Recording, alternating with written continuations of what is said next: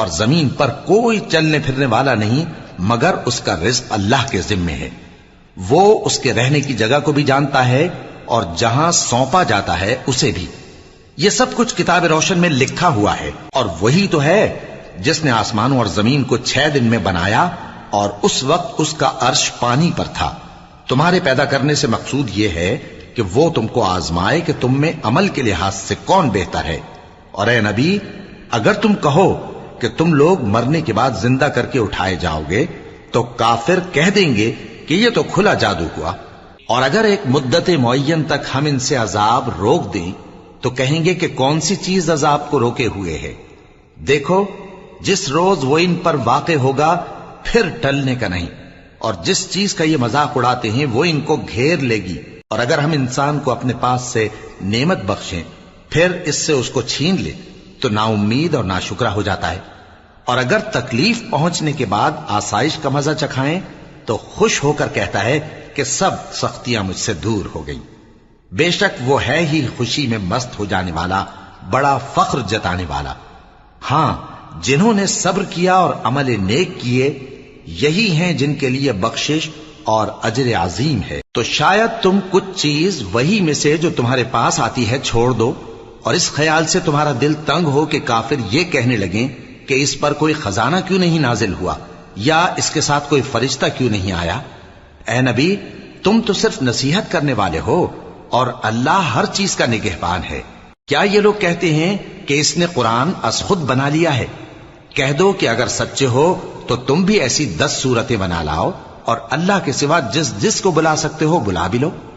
بس اگر وہ تمہاری بات قبول نہ کریں تو جان لو کہ یہ قرآن اللہ کے علم سے اترا ہے اور یہ کہ اس کے سوا کوئی معبود نہیں. تو کیا تم لوگ اسلام لاتے ہو؟ جو لوگ دنیا کی زندگی اور اس کی زیب و زینت کے طالب ہوں ہم ان کے اعمال کا بدلہ انہیں دنیا ہی میں دے دیتے ہیں اور اس میں ان کی حق تلفی نہیں کی جاتی. یہ وہ لوگ ہیں جن کے لیے آخرت میں آتش جہنم کے سوا اور کچھ نہیں. اور جو عمل انہوں نے دنیا میں کیے سب برباد اور جو کچھ یہ کرتے رہے سب ضائع ہوا. بھلا جو لوگ اپنے پروردگار کی طرف سے دلیل روشن رکھتے ہوں اور ان کے ساتھ ایک آسمانی گواہ بھی اس کی جانب سے ہو اور اس سے پہلے موسیٰ کی کتاب ہو جو پیشوا اور رحمت ہے، تو کیا وہ قرآن پر ایمان نہیں لائیں گے؟ یہی لوگ تو اس پر ایمان لاتے ہیں. اور جو کوئی اور فرقوں میں سے اس سے منکر ہو تو اس کا ٹھکانہ آگ ہے. تو تم اس قرآن سے شک میں نہ ہونا، یہ تمہارے پروردگار کی طرف سے حق ہے، لیکن اکثر لوگ ایمان نہیں لاتے. اور اس سے بڑھ کر ظالم کون ہوگا جو اللہ پر جھوٹ باندھے؟ ایسے لوگ اپنے رب کے سامنے پیش کیے جائیں گے اور گواہ کہیں گے کہ یہی لوگ ہیں جنہوں نے اپنے پروردگار پر جھوٹ بولا تھا.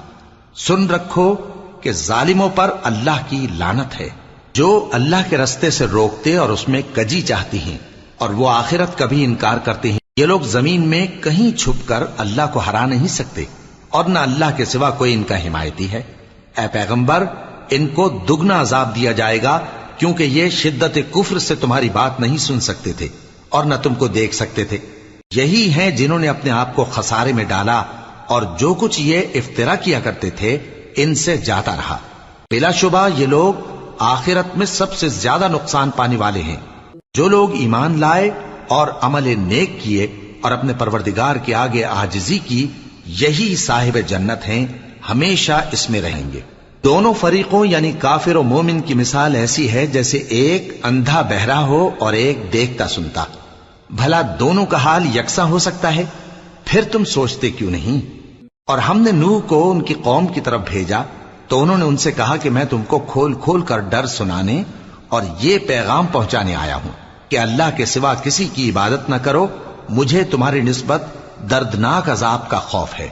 تو ان کی قوم کے سردار جو کافر تھے کہنے لگے کہ ہم تم کو اپنے ہی جیسا ایک آدمی دیکھتے ہیں اور یہ بھی دیکھتے ہیں کہ تمہارے پیرو وہی لوگ ہوئے ہیں جو ہم میں ادنا درجے کے ہیں اور وہ بھی سطحی رائے سے، اور ہم تم میں اپنے اوپر کسی طرح کی فضیلت نہیں دیکھتے بلکہ تمہیں جھوٹا خیال کرتے ہیں. فرمایا کہ اے قوم دیکھو تو اگر میں اپنے پروردگار کی طرف سے دلیل روشن رکھتا ہوں اور اس نے مجھے اپنے ہاں سے رحمت بخشی ہو جس کی حقیقت تم سے پوشیدہ ہو گئی ہے، تو کیا ہم اس کے لیے تمہیں مجبور کر سکتے ہیں جبکہ تم اس سے ناخوش ہو؟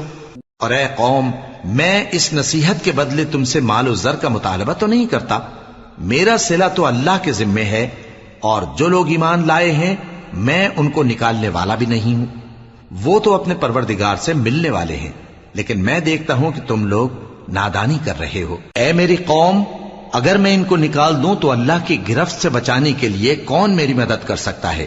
بھلا تم غور کیوں نہیں کرتے؟ اور میں نہ تم سے یہ کہتا ہوں کہ میرے پاس اللہ کے خزانے ہیں، اور نہ یہ کہ میں غیب جانتا ہوں، اور نہ یہ کہتا ہوں کہ میں فرشتہ ہوں، اور نہ ان لوگوں کی نسبت جن کو تم حقارت کی نظر سے دیکھتے ہو یہ کہتا ہوں کہ اللہ ان کو بھلائی یعنی اعمال کی جزا نہیں دے گا۔ جو ان کے دلوں میں ہے اسے اللہ خوب جانتا ہے، اگر میں ایسا کہوں تو بے انصافوں میں ہو جاؤں۔ انہوں نے کہا کہ نوح، تم نے ہم سے جھگڑا تو کیا اور جھگڑا بھی بہت کیا، اب اگر تم سچے ہو تو جس چیز سے ہمیں ڈراتے ہو وہ ہم پر لا نازل کرو۔ نوح نے کہا کہ اس عذاب کو تو اللہ ہی چاہے گا تو نازل کرے گا، اور تم اللہ کو کسی طرح ہرا نہیں سکتے، اور اگر میں یہ چاہوں کہ تمہاری خیر خواہی کروں اور اللہ یہ چاہے کہ تمہیں گمراہ رہنے دے تو میری خیر خواہی تم کو کچھ فائدہ نہیں دے سکتی، وہی تمہارا پروردگار ہے اور تمہیں اسی کی طرف لوٹ کر جانا ہے۔ کیا یہ لوگ کہتے ہیں کہ اس پیغمبر نے قرآن اپنے دل سے بنا لیا ہے؟ کہہ دو کہ اگر میں نے دل سے بنا لیا ہے تو میرے گناہ کا وبال مجھ پر، اور جو گناہ تم کرتے ہو اس سے میں بری الذمہ ہوں۔ اور نوح کی طرف وحی کی گئی کہ تمہاری قوم میں جو لوگ ایمان لا چکے ان کے سوا اور کوئی ایمان نہیں لائے گا، تو جو کام یہ کر رہے ہیں ان کی وجہ سے غم نہ کھاؤ، اور ایک کشتی ہمارے حکم سے ہمارے سامنے بناؤ، اور جو لوگ ظالم ہیں ان کے بارے میں مجھ سے کچھ نہ کہنا، کیونکہ وہ ضرور غرق کر دیے جائیں گے۔ اور نوح نے کشتی بنانا شروع کر دی، اور جب ان کی قوم کے سردار ان کے پاس سے گزرتے تو ان سے تمسخر کرتے۔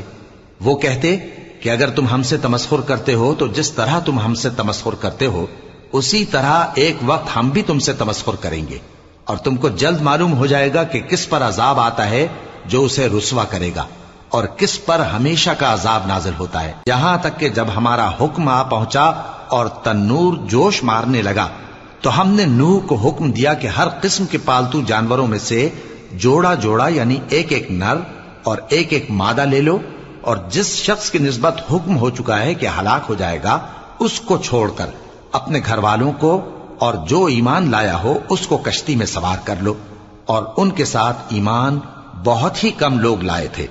نوح نے کہا کہ اللہ کا نام لے کر کہ اسی کے کرم سے اس کا چلنا اور ٹھہرنا ہے، اس میں سوار ہو جاؤ، بے شک میرا پروردگار بخشنے والا ہے، مہربان ہے۔ اور وہ ان کو لے کر طوفان کی لہروں میں چلنے لگی۔ لہریں کیا تھیں؟ گویا پہاڑ تھے۔ اس وقت نوح نے اپنے بیٹے کو جو کشتی سے الگ تھا پکارا کہ بیٹا ہمارے ساتھ سوار ہو جا اور کافروں میں شامل نہ ہو۔ اس نے کہا کہ میں ابھی پہاڑ سے جا لگوں گا، وہ مجھے پانی سے بچا لے گا۔ فرمایا کہ آج اللہ کے عذاب سے کوئی بچانے والا نہیں اور نہ کوئی بچ سکتا ہے مگر وہی جس پر اللہ رحم کرے۔ اتنے میں دونوں کے درمیان لہر حائل ہو گئی اور وہ ڈوب کر رہ گیا، اور حکم دیا گیا کہ اے زمین اپنا پانی نگل جا اور اے آسمان تھم جا، اور پانی خشک ہو گیا اور کام تمام کر دیا گیا، اور کشتی کوہ جودی پر جا ٹھہری، اور کہہ دیا گیا کہ بے انصاف لوگوں پر لعنت۔ اور نوح نے اپنے پروردگار کو پکارا اور کہا کہ پروردگار، میرا بیٹا بھی میرے گھر والوں میں ہے، تو اس کو بھی نجات دے، تیرا وعدہ سچا ہے اور تو بہترین حاکم ہے۔ اللہ نے فرمایا کہ اے نوح، وہ تیرے گھر والوں میں نہیں ہے، وہ تو سراسر بد عمل ہے، تو جس چیز کی تم کو حقیقت معلوم نہیں اس کے بارے میں مجھ سے درخواست ہی نہ کرو، اور میں تم کو نصیحت کرتا ہوں کہ نادان نہ بنو۔ نوح نے کہا پروردگار، میں تجھ سے پناہ مانگتا ہوں کہ ایسی چیز کی تجھ سے درخواست کروں جس کی حقیقت مجھے معلوم نہیں، اور اگر تو مجھے نہیں بخشے گا اور مجھ پر رحم نہیں فرمائے گا تو میں تباہ ہو جاؤں گا۔ حکم ہوا کہ نوح ہماری طرف سے سلامتی اور برکتوں کے ساتھ جو تم پر اور تمہارے ساتھ کی جماعتوں پر نازل کی گئی ہیں اتر آؤ، اور کچھ اور جماعتیں ہوں گی جن کو ہم دنیا کے فوائد سے بہرہ مند کریں گے، پھر ان کو ہماری طرف سے عذاب علیم پہنچے گا۔ یہ حالات غیب کی خبروں میں سے ہیں جو ہم تمہاری طرف بھیجتے ہیں، اور اس سے پہلے نہ تم ہی ان کو جانتے تھے اور نہ تمہاری قوم ہی ان سے واقف تھی، تو صبر کرو کہ انجام پرہیزگاروں ہی کا بھلا ہے۔ اور ہم نے قوم عاد کی طرف ان کے بھائی ہود کو بھیجا. انہوں نے کہا اے میری قوم اللہ ہی کی عبادت کرو، اس کے سوا تمہارا کوئی معبود نہیں. تم شرک کر کے اللہ پر محض بہتان باندھتے ہو. میری قوم میں اس واض و نصیحت کا تم سے کچھ صلہ نہیں مانگتا. میرا صلہ تو اس کے ذمے ہے جس نے مجھے پیدا کیا. بھلا تم سمجھتے کیوں نہیں؟ اور اے قوم اپنے پروردگار سے بخشش مانگو، پھر اس کے آگے توبہ کرو. وہ تم پر آسمان سے موسلا دھار بارش برسائے گا اور تمہاری طاقت پر طاقت بڑھائے گا. اور دیکھو گناہگار بن کر روگردانی نہ کرو.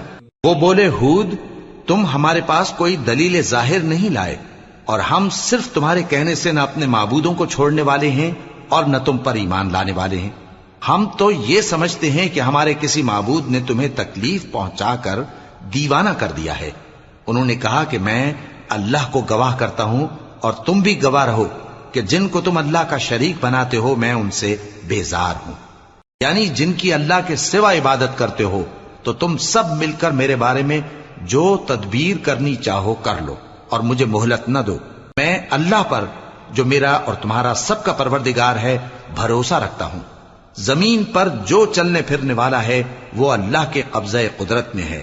بے شک میرا پروردگار سیدھے رستے پر ہے. اب اگر تم روگردانی کرو گے تو جو پیغام میرے ذریعے تمہاری طرف بھیجا گیا ہے وہ میں نے تمہیں پہنچا دیا ہے، اور میرا پروردگار تمہاری جگہ اور لوگوں کو لا بسائے گا، اور تم اللہ کا کچھ بھی نہیں بگاڑ سکو گے.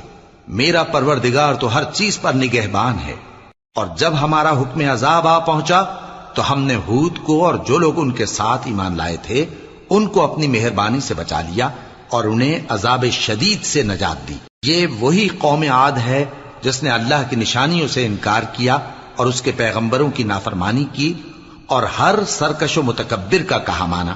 اور اس دنیا میں بھی لعنت ان کے پیچھے لگی رہی اور قیامت کے دن بھی لگی رہے گی. دیکھو قوم عاد نے اپنے پروردگار سے کفر کیا، اور سن رکھو قوم عاد پر پھٹکار ہے جو ہود کی قوم تھی. اور قوم سمود کی طرف ان کے بھائی صالح کو بھیجا تو انہوں نے کہا اے قوم اللہ ہی کی عبادت کرو، اس کے سوا تمہارا کوئی معبود نہیں. اسی نے تم کو زمین سے پیدا کیا اور اس میں آباد کیا، تو اس سے مغفرت مانگو اور اس کے آگے توبہ کرو. بے شک میرا پروردگار نزدیک بھی ہے اور دعا کا قبول کرنے والا بھی ہے. انہوں نے کہا کہ صالح اس سے پہلے ہم تم سے کئی طرح کی امیدیں رکھتے تھے، اب وہ منقطع ہو گئی. کیا تم ہم کو ان چیزوں سے منع کرتے ہو جن کو ہمارے بزرگ پوجتے آئے ہیں؟ اور جس بات کی طرف تم ہمیں بلاتے ہو اس کی طرف سے ہم بڑے بھاری شک میں ہیں. صالح نے کہا اے میری قوم بھلا دیکھو تو اگر میں اپنے پروردگار کی طرف سے کھلی دلیل پر ہوں اور اس نے مجھے اپنے ہاتھ سے نبوت کی نعمت بخشی ہو، تو اگر میں اللہ کی نافرمانی کروں تو اس کے سامنے میری کون مدد کرے گا؟ تم تو کفر کی باتوں سے میرا نقصان ہی کرتے ہو. اور یہ بھی کہا کہ اے قوم یہ اللہ کی اونٹنی تمہارے لیے ایک نشانی یعنی معجزہ ہے، تو اس کو چھوڑ دو کہ اللہ کی زمین میں جہاں چاہے چرتی پھرے، اور اس کو کسی طرح کی تکلیف نہ دینا ورنہ تمہیں جلد عذاب آ پکڑے گا. مگر انہوں نے اس کو کاٹ ڈالا. تو صالح نے کہا کہ اپنے گھروں میں 3 دن اور فائدے اٹھا لو، یہ وعدہ ہے کہ جھوٹا نہ ہوگا. پس جب ہمارا حکم آ گیا تو ہم نے صالح کو اور جو لوگ ان کے ساتھ ایمان لائے تھے ان کو اپنی مہربانی سے بچا لیا اور اس دن کی رسوائی سے محفوظ رکھا. بے شک تمہارا پروردگار طاقتور ہے، زبردست ہے. اور جن لوگوں نے ظلم کیا تھا ان کو چنگھاڑ کی صورت میں عذاب نے آ پکڑا تو وہ اپنے گھروں میں اوندھے پڑے رہ گئے، گویا کبھی ان میں بسے ہی نہ تھے. سن رکھو کہ قوم سمود نے اپنے پروردگار سے کفر کیا، اور سن رکھو قوم سمود پر پھٹکار ہے. اور ہمارے فرشتے ابراہیم کے پاس بشارت لے کر آئے تو سلام کہا، انہوں نے بھی جواب میں سلام کہا. ابھی کچھ وقفہ نہیں ہوا تھا کہ ابراہیم ایک بھنا ہوا بچڑا لے آئے. پھر جب دیکھا کہ ان کے ہاتھ کھانے کی طرف نہیں بڑھتے یعنی وہ کھانا نہیں کھاتے تو ان کو اجنبی سمجھ کر دل میں خوف کیا. فرشتوں نے کہا کہ خوف نہ کیجیے، ہم قوم لوط کی طرف ان کے ہلاک کرنے کو بھیجے گئے ہیں. اور ابراہیم کی بیوی جو پاس کھڑی تھی ہنس پڑی، تو ہم نے اس کو اسحاق کی اور اسحاق کے بعد یعقوب کی خوشخبری دی. اس نے کہا اے میرے بچہ ہوگا، میں تو بڑھیا ہوں اور یہ میرے میاں بھی بوڑھے ہیں، یہ تو بڑی عجیب بات ہے. انہوں نے کہا کیا تم اللہ کی قدرت سے تعجب کرتی ہو؟ اے اہل بیت، تم پر اللہ کی رحمت اور اس کی برکتیں ہیں، وہ لائق تعریف ہے، بڑا ہے۔ پھر جب ابراہیم سے خوف جاتا رہا اور ان کو خوشخبری بھی مل گئی تو قوم لوط کے بارے میں لگے ہم سے بحث کرنے۔ بے شک ابراہیم بڑے تحمل والے، نرم دل اور رجوع کرنے والے تھے۔ اے ابراہیم، اس بات کو جانے دو، تمہارے پروردگار کا حکم آ پہنچا ہے اور ان لوگوں پر عذاب آنے والا ہے جو کبھی نہیں ٹلنے کا۔ اور جب ہمارے فرشتے لوط کے پاس آئے تو وہ ان کے آنے سے غمناک اور تنگ دل ہوئے اور کہنے لگے کہ آج کا دن بڑی مشکل کا دن ہے۔ اور لوط کی قوم کے لوگ ان کے پاس بے تحاشا دوڑتے ہوئے آئے اور یہ لوگ پہلے ہی سے انتہائی بےہودہ حرکتیں کیا کرتے تھے۔ لوط نے کہا کہ اے بھائیو، یہ جو میری قوم کی لڑکیاں ہیں یہ تمہارے لیے جائز اور پاک ہیں، تو اللہ سے ڈرو اور میرے مہمانوں کے بارے میں مجھے بے آبرو نہ کرو۔ کیا تم میں کوئی بھی شائستہ آدمی نہیں؟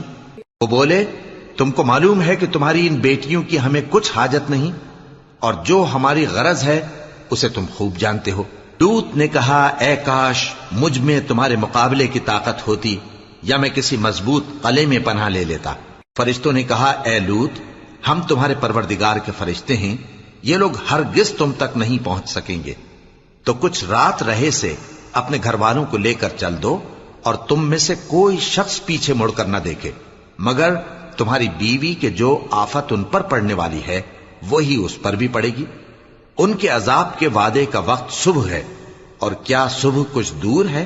پھر جب ہمارا حکم آیا ہم نے اس بستی کو الٹ کر نیچے اوپر کر دیا اور ان پر پتھر کی تہ بتہ کنکریاں برسائیں جن پر تمہارے پروردگار کے ہاں سے نشان کیے ہوئے تھے، اور وہ بستی ان ظالموں سے کچھ دور نہیں۔ اور مدین کی طرف ان کے بھائی شعیب کو بھیجا تو انہوں نے کہا کہ اے قوم، اللہ ہی کی عبادت کرو کہ اس کے سوا تمہارا کوئی معبود نہیں، اور ناپ اور تول میں کمی نہ کیا کرو، میں تو تم کو آسودہ حال دیکھتا ہوں، اور اگر تم ایمان نہ لاؤ گے تو مجھے تمہارے بارے میں ایک ایسے دن کے عذاب کا خوف ہے جو تم کو گھیر کر رہے گا۔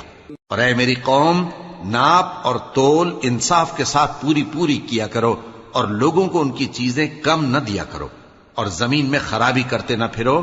اگر تم کو میرے کہنے کا یقین ہو تو اللہ کا دیا ہوا نفع ہی تمہارے لیے بہتر ہے، اور میں تمہارا نگہبان نہیں ہوں۔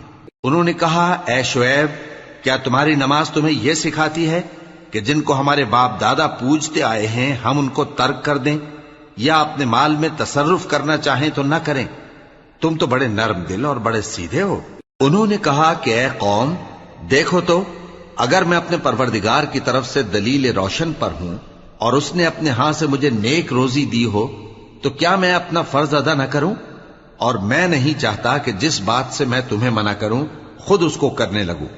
میں تو جہاں تک مجھ سے ہو سکے تمہارے معاملات کی اصلاح چاہتا ہوں، اور اس بارے میں مجھے توفیق کا ملنا اللہ ہی کے فضل سے ہے۔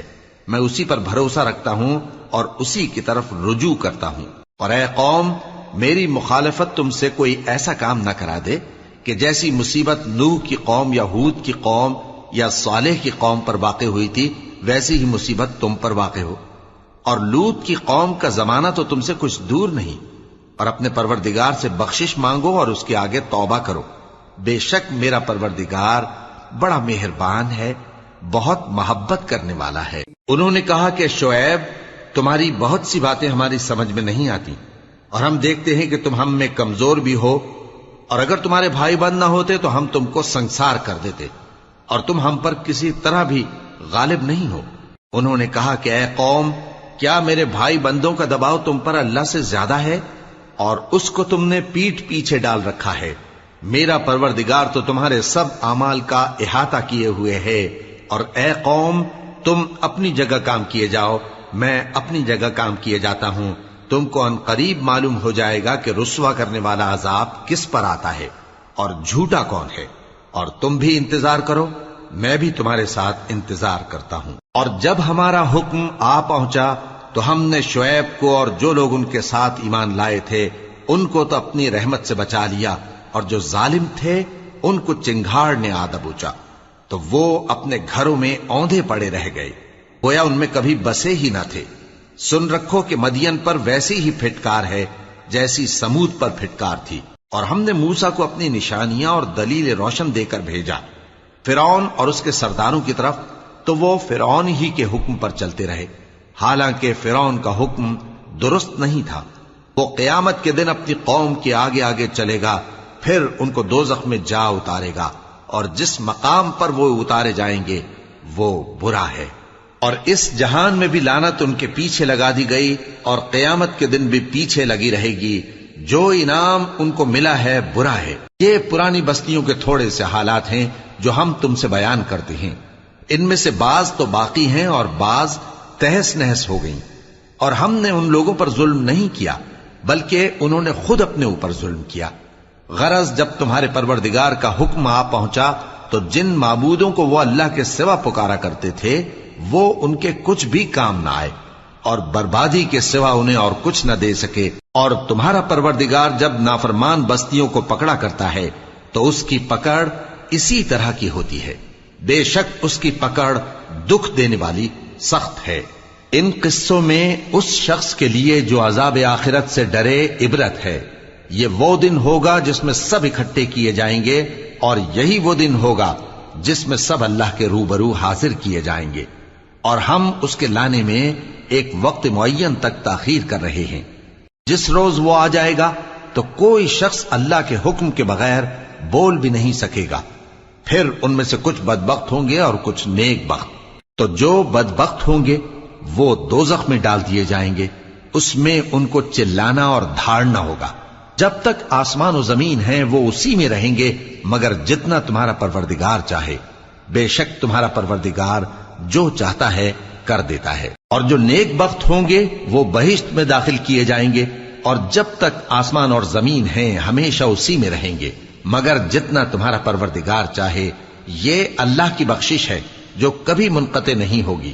تو یہ لوگ جو غیر اللہ کی پرستش کرتے ہیں اس سے تم شک میں نہ پڑنا، یہ اسی طرح پرستش کرتے ہیں جس طرح پہلے سے ان کے باپ دادا پرستش کرتے آئے ہیں، اور ہم ان کو ان کا حصہ پورا پورا بغیر کچھ کم کیے دینے والے ہیں۔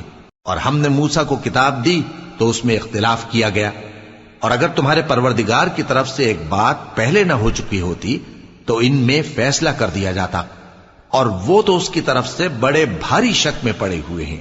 اور تمہارا پروردگار ان سب کو قیامت کے دن ان کے اعمال کا پورا پورا بدلہ دے گا، بے شک جو عمل یہ کرتے ہیں وہ اس سے واقف ہے۔ سو اے پیغمبر، جیسا تم کو حکم ہوتا ہے اس پر تم اور جو لوگ تمہارے ساتھ تائب ہوئے ہیں قائم رہو، اور حد سے تجاوز نہ کرنا، وہ تمہارے سب اعمال کو دیکھ رہا ہے۔ اور مسلمانوں، جو لوگ ظالم ہیں ان کی طرف مائل نہ ہونا، نہیں تو تمہیں بھی دوزخ کی آگ آ لپٹے گی، اور اللہ کے سوا تمہارے کوئی دوست نہیں ہوں گے، پھر تمہیں کوئی مدد بھی نہ ملے گی۔ اور دن کے دونوں سروں یعنی صبح اور شام کے اوقات میں اور رات کی چند ساعتوں میں نماز پڑھا کرو، کچھ شک نہیں کہ نیکیاں گناہوں کو دور کر دیتی ہیں۔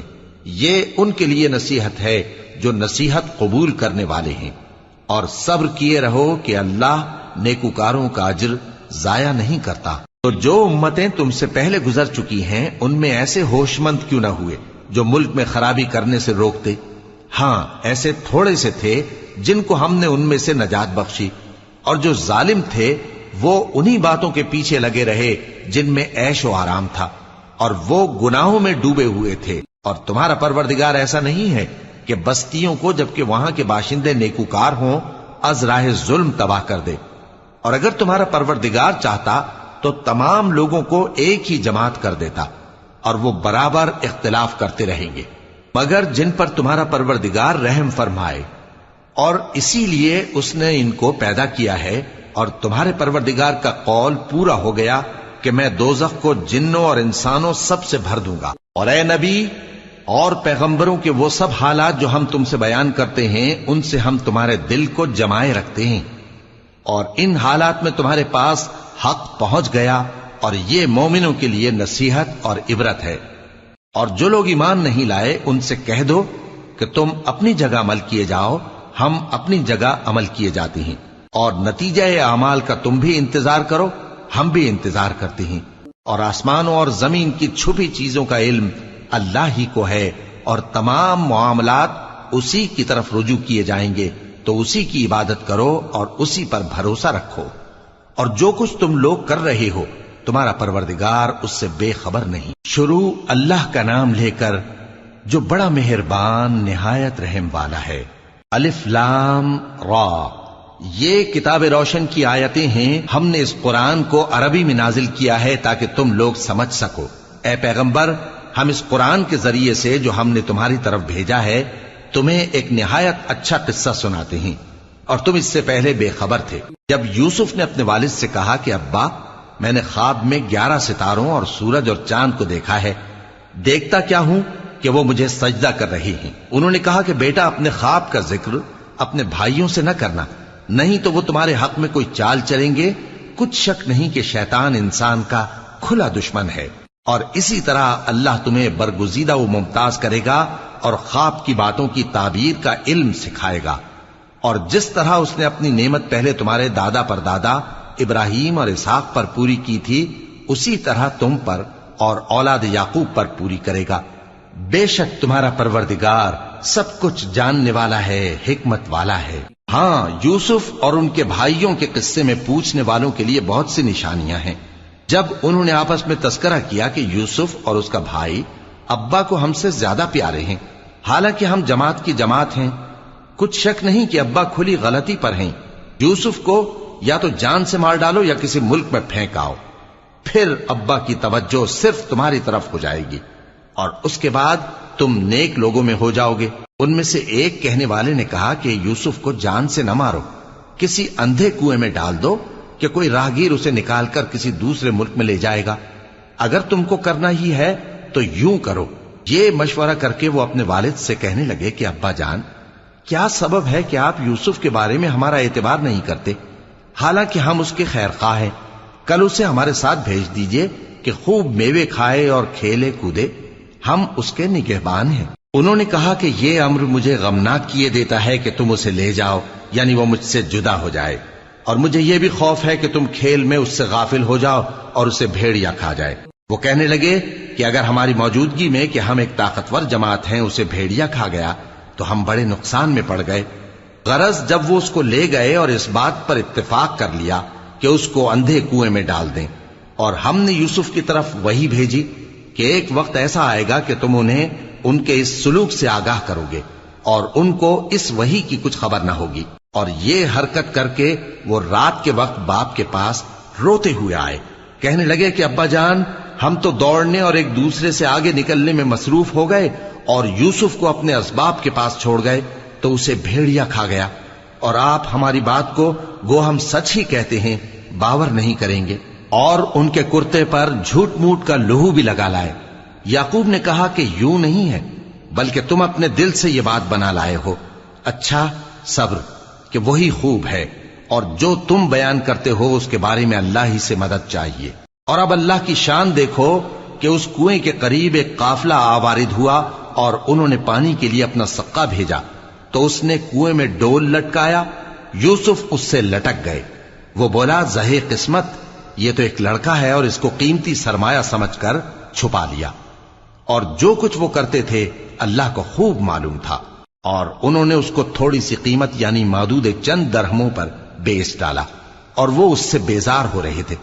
اور مصر میں جس شخص نے اس کو خریدا، اس نے اپنی بیوی سے جس کا نام زلیخا تھا کہا کہ اس کو عزت و اکرام سے رکھو، عجب نہیں کہ یہ ہمیں فائدہ دے یا ہم اسے بیٹا بنا لیں۔ اس طرح ہم نے یوسف کو سرزمین مصر میں جگہ دی، اور غرض یہ تھی کہ ہم ان کو خواب کی باتوں کی تعبیر سکھائیں، اور اللہ اپنے کام پر غالب ہے لیکن اکثر لوگ نہیں جانتے۔ اور جب وہ اپنی جوانی کو پہنچے تو ہم نے ان کو دانائی اور علم عطا کیا، اور نیکوکاروں کو ہم اسی طرح بدلہ دیا کرتے ہیں۔ اور جس عورت کے گھر میں وہ رہتے تھے اس نے ان کو اپنی طرف مائل کرنا چاہا، اور دروازے بند کر کے کہنے لگی، یوسف جلدی آؤ۔ انہوں نے کہا کہ اللہ پناہ میں رکھے، وہ یعنی تمہارے میاں تو میرے آقا ہیں، انہوں نے مجھے اچھی طرح سے رکھا ہے، میں ایسا ظلم نہیں کر سکتا، بے شک ظالم لوگ فلاح نہیں پائیں گے۔ اور اس عورت نے ان کا قصد کیا اور انہوں نے اس کا قصد کیا۔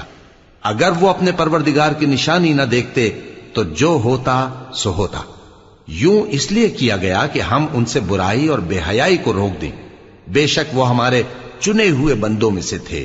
اور دونوں دروازے کی طرف بھاگے، آگے یوسف پیچھے زلیخا، اور عورت نے ان کا کرتا پیچھے سے پکڑ کر جو کھینچا تو پھاڑ ڈالا، اور دونوں کو دروازے کے پاس عورت کا خاوند مل گیا۔ تو عورت بولی کہ جو شخص تمہاری بیوی کے ساتھ برا ارادہ کرے اس کی اس کے سوا کیا سزا ہے کہ یا تو قید کیا جائے یا اسے دکھ کا عذاب دیا جائے۔ یوسف نے کہا اسی نے مجھ کو اپنی طرف مائل کرنا چاہا تھا، اور اس کے خاندان میں سے ایک گواہ نے گواہی دی کہ اگر اس کا کرتا آگے سے پھٹا ہو تو یہ سچی اور یوسف جھوٹا ہے، اور اگر کرتا پیچھے سے پھٹا ہو تو یہ جھوٹی اور وہ سچا ہے۔ سو جب اس کا کرتا دیکھا تو پیچھے سے پھٹا تھا، تب اس نے زلیخا سے کہا کہ یہ تمہارا ہی فریب ہے، اور کچھ شک نہیں کہ تم عورتوں کے فریب بڑے بھاری ہوتے ہیں۔ یوسف اس بات کا خیال نہ کر، اور زلیخا تو اپنے گناہ کی بخشش مانگ، بے شک خطا تیری ہی ہے۔ اور شہر میں عورتیں گفتگویں کرنے لگیں کہ عزیز کی بیوی اپنے غلام کو اپنی طرف مائل کرنا چاہتی ہے، اور اس کی محبت اس کے دل میں گھر کر گئی ہے، ہم دیکھتی ہیں کہ وہ کھلی گمراہی میں ہے۔ پھر جب زلیخا نے ان عورتوں کی گفتگو جو حقیقت میں دیدار یوسف کے لیے ایک چال تھی سنی، تو ان کے پاس دعوت کا پیغام بھیجا، اور ان کے لیے ایک محفل مرتب کی، اور پھل تراشنے کے لیے ہر ایک کو ایک ایک چھری دی، اور یوسف سے کہا کہ ان کے سامنے آؤ۔ جب عورتوں نے ان کو دیکھا تو ان کا روب حسن ان پر ایسا چھا گیا کہ پھل تراشتے تراشتے اپنے ہاتھ کاٹ لیے، اور بے ساختہ بول اٹھیں کہ اللہ پاک ہے، یہ آدمی نہیں، یہ تو کوئی بزرگ فرشتہ ہے۔ زلیخا نے کہا تو یہ وہی ہے جس کے بارے میں تم مجھے تانے دیتی تھیں، اور بے شک میں نے اس کو اپنی طرف مائل کرنا چاہا مگر یہ بچا رہا، اور اگر یہ وہ کام نہ کرے گا جو میں اسے کہتی ہوں تو قید کر دیا جائے گا اور ذلیل ہوگا۔ یوسف نے دعا کی کہ پروردگار جس کام کی طرف یہ مجھے بلاتی ہیں اس کی نسبت مجھے قید پسند ہے، اور اگر تو مجھ سے ان کے فریب کو نہ ہٹائے گا تو میں ان کی طرف مائل ہو جاؤں گا اور نادانوں میں سے ہو جاؤں گا۔ پس ان کے رب نے ان کی دعا قبول کر لی اور ان سے عورتوں کا داؤں ٹال دیا، بے شک وہی تو سننے والا ہے، جاننے والا ہے۔ پھر باوجود اس کے کہ وہ لوگ ان کی بے گناہی کے نشان دیکھ چکے تھے، ان کی رائے یہی ٹھہری کہ کچھ عرصے کے لیے ان کو قید ہی کر دیں، اور ان کے ساتھ دو اور جوان بھی داخل زندہ ہوئے۔ ایک نے ان میں سے کہا کہ میں نے خواب دیکھا ہے، دیکھتا کیا ہوں کہ شراب کے لیے انگور نچوڑ رہا ہوں۔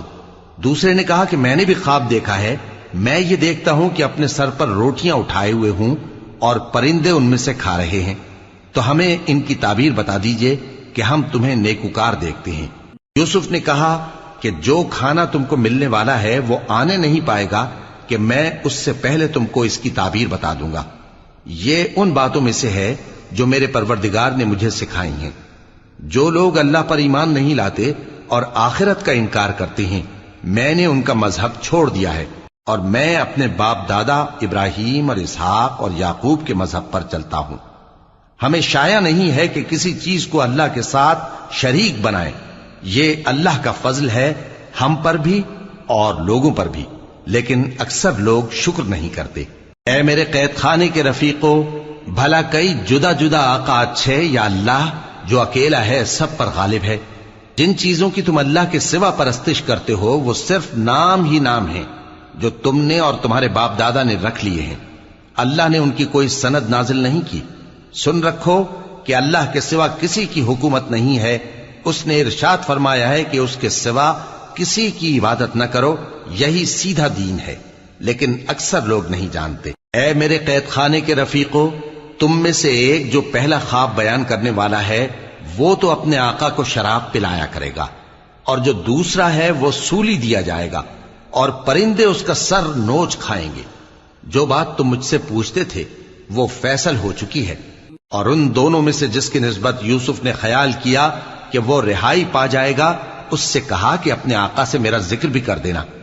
پھر شیطان نے اسے ان کا اپنے آقا سے ذکر کرنا بھلا دیا، اور یوسف کئی برس قید خانے ہی میں رہے۔ اور بادشاہ نے کہا کہ میں نے خواب دیکھا ہے، دیکھتا کیا ہوں کہ 7 موٹی گائیں ہیں جن کو 7 دبلی گائیں کھا رہی ہیں، اور 7 خوشے سبز ہیں اور 7 خشک۔ اے درباریو، اگر تم خوابوں کی تعبیر دے سکتے ہو تو مجھے میرے خواب کی تعبیر بتاؤ۔ انہوں نے کہا یہ خواب تو پریشان خیالی سے ہیں اور ہمیں ایسے خوابوں کی تعبیر نہیں آتی۔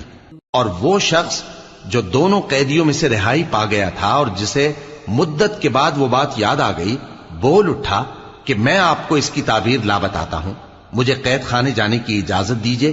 غرض وہ یوسف کے پاس آیا اور کہنے لگا، یوسف، اے بڑے سچے یوسف، ہمیں اس خواب کی تعبیر بتائیے کہ 7 موٹی گایوں کو 7 دبلی گائیں کھا رہی ہیں، اور 7 خوشے سبز ہیں اور 7 سوکھے، تاکہ میں لوگوں کے پاس واپس جا کر تعبیر بتاؤں۔